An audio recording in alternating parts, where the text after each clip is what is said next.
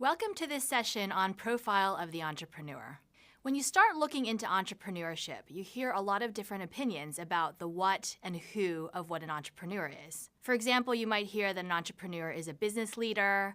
You might hear that an entrepreneur makes a concept viable. You might hear that an entrepreneur organizes and manages a business undertaking.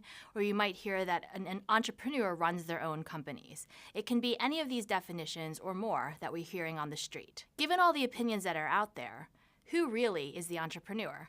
Is there a clear profile? Can we predict who will actually be successful? Is there truly one type of entrepreneur? Is there one type of mindset that is most suited for entrepreneurship? We often hear of something called the entrepreneurial mindset. And this asks the question, are some people more adept or predisposed to entrepreneurship because of their personality? What we find in research is that this is not true.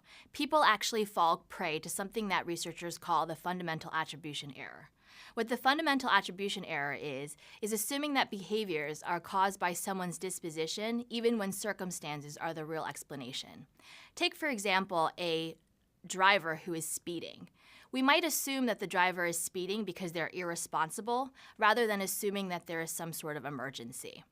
This type of error is particularly seen in Western cultures such as the United States, where values are more individualistic and the explanations fit into our worldviews about fairness, such as the fact that good people should get rewarded and there should be equity. When we think of entrepreneurs and the entrepreneurial mindset, we tend to think of successful entrepreneurs, people like Bill Gates and other famous entrepreneurs, rather than thinking of the local guy starting a coffee bar, for example.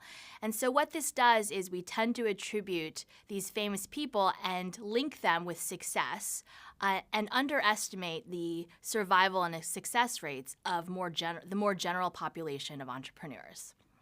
We tend to admire these attributes that came as a result of the success as well, such as the charity work that Bill Gates might be doing or other factors that are unrelated to why they became entrepreneurs in the first place. There are a few things that we do know from research in entrepreneurship, however. We do know, for example, that there's some evidence that entrepreneurs are more likely to exhibit overconfidence. So in studies that have looked at social capital and cognition and entrepreneurial opportunities, we see that entrepreneurs are more likely to demonstrate some optimism, some levels of optimism that are over and beyond the general population, as well as overconfidence. But on the whole, most research has produced mixed findings on particular traits and attributes that might define an entrepreneur. Findings related to other traits are really mixed. For example, risk propensity. There's some research that suggests that entrepreneurs are more likely to tolerate higher levels of risk, but other findings show that there's no difference in terms of risk propensity at all. Same goes for personality traits, and same goes for passion.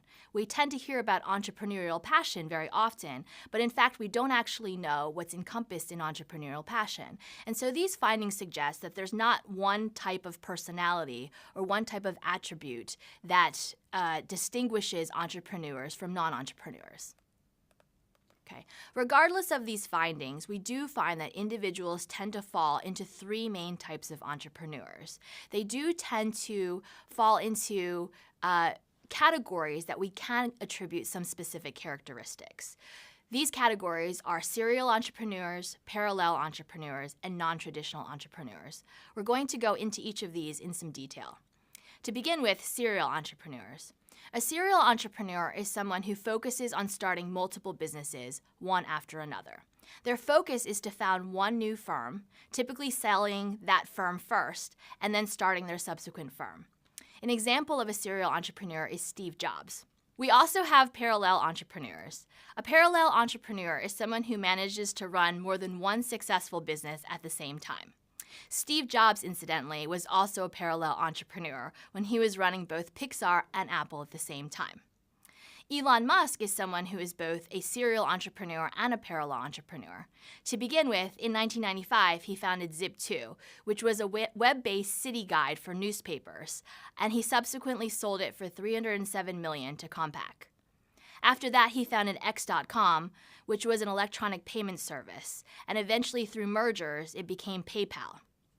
He's now CEO of Tesla Motors, and at the same time, he's the founder of SpaceX, which is the world's leading private space launch provider. In his spare time, he also serves as chairman of Solar City, the second largest solar installer in the US. So as you can see, he's running multiple businesses at one time. On a more typical scale, you might think about a retail shop owner who finds that he has time to run both an online store and also help his children launch their own startups in his spare time.